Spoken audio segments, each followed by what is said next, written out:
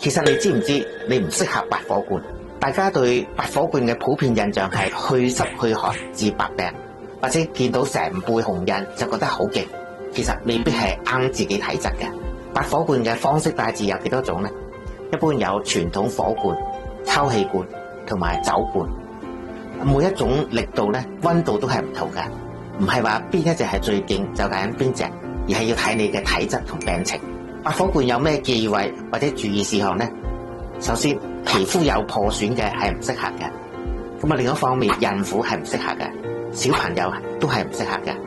另一方面，有啲地方係唔適合拔火罐嘅，譬如話我哋嘅頸嘅左右兩邊啦，因為都係有頸嘅主動脈。